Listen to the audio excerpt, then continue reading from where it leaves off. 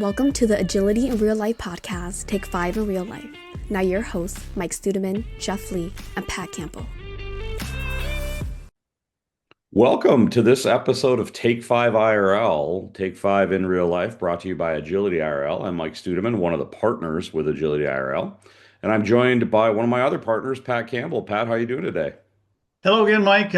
Doing well and really looking forward to today's topic where we kind of tie the previous three or four podcasts up with a nice bow. Yeah, this is kind of the culmination. I don't know if it'll be the final episode, but the culmination of a lot of our previous talks, Pat, Hmm. on flow metrics. So we're going to tackle a concept today that I think sounds really technical, but once you get it, I think it's and maybe I'm overselling it. I think it's life changing. It changes how you see your whole system. Do you want to go ahead and introduce that topic? I would love to. It's something called Little's Law, and it's not about physics or math, so don't turn off the podcast. It's really about understanding why work slows down even when everyone's working hard, which is really what we're trying to help with Lean Agile. Absolutely. I think Little's Law sits at, one of our big goals of making our team and our system more predictable, while, having the team work at a sustainable pace. So let's start out as we always do. Let's just start out with a definition. What's Little's Law? So Little's Law is where work in progress, stuff that's being worked on, equals your throughput, how much you're getting through at any one time, times cycle time, how long it takes from beginning to end. Okay, so we have some terms that we've talked about in prior episodes. Mhm. But break that apart for me a little bit. What does that exactly mean in English? We don't want people getting hung up on the math yet. That's right. That's right. I promised it wasn't physics or math, but it basically says that the number of things you're working on is equal to how fast you finish them, multiplied by how long each one takes. Yeah, so Little's law is how work flows through the system.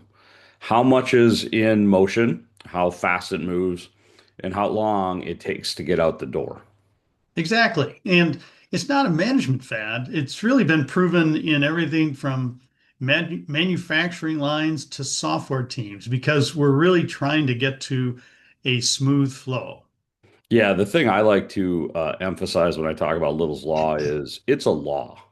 It applies whether we're talking about software, manufacturing, even individual to-do lists. Yeah. So let's walk our audience through a real world example. Let's use the coffee shop because we all love a good dose of caffeine early in the morning or even throughout the day. Yep. So if you think about a latte, which a lot of people might listening might enjoy, it takes 5 minutes to make one, and the barista can serve 12 customers per hour. So at any given moment, there's usually only one customer in progress. Okay, so typical morning, if you've been at a coffee shop, there's not just one person though asking for their latte. There's usually 20, well, 15, 20 at any given coffee shop.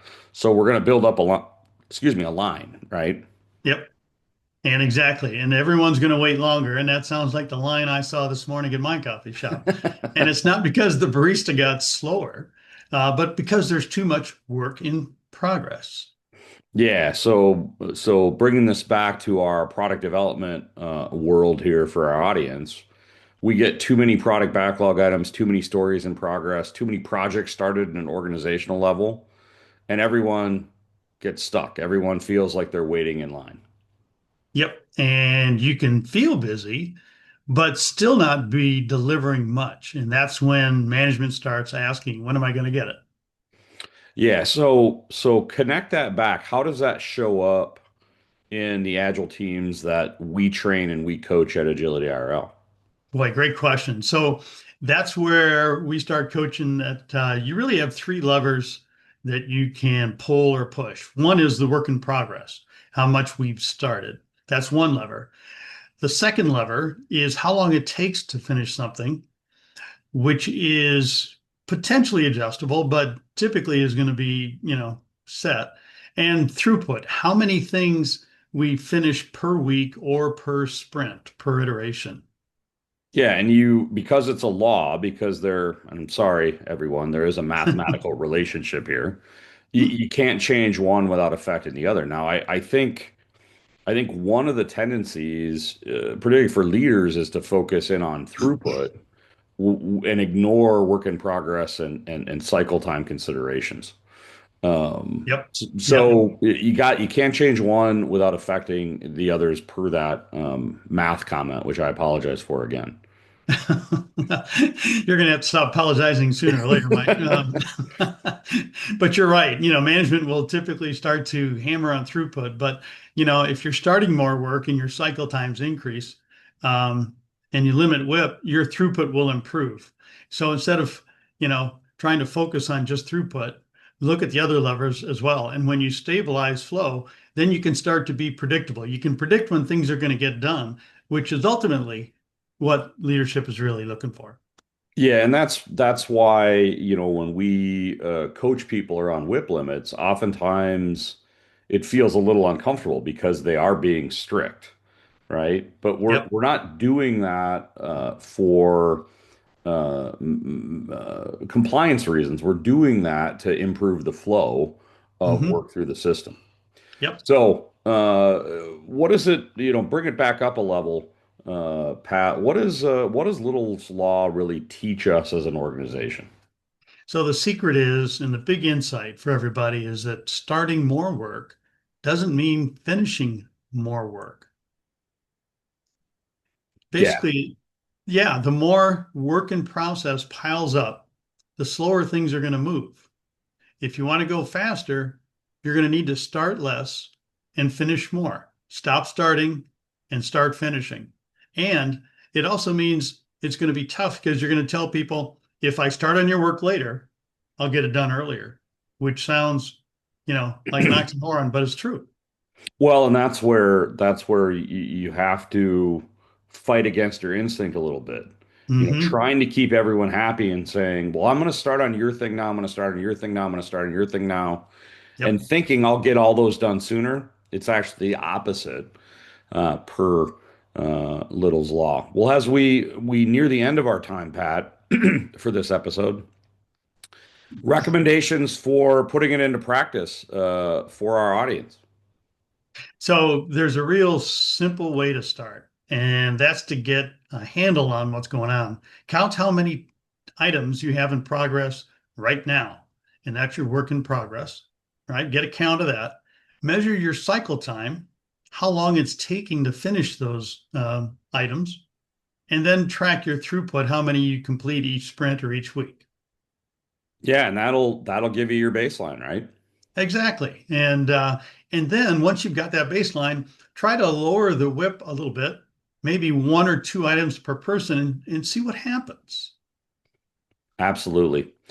So the big takeaway, what would you kind of give the big takeaway for our audience from this episode? The big takeaway is, Mike, that it's not about working faster. It's really about keeping the flow balanced with those levers. Yeah, I would say look at the relationship that Little's Law gives us.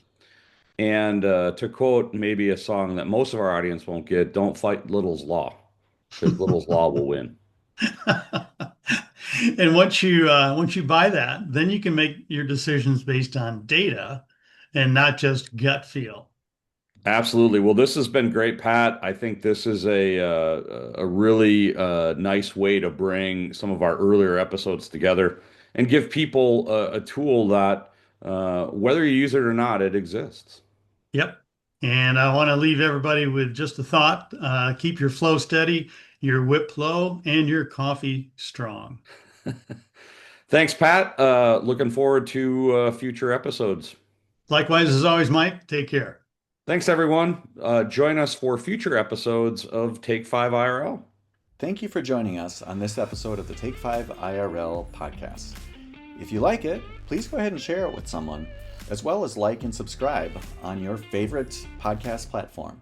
We are available on Apple Podcasts, Spotify, and YouTube. Also, leave us a comment or a suggestion for a future episode. Again, thanks for listening, and we look forward to you joining us next time on the Take 5 IRL podcast.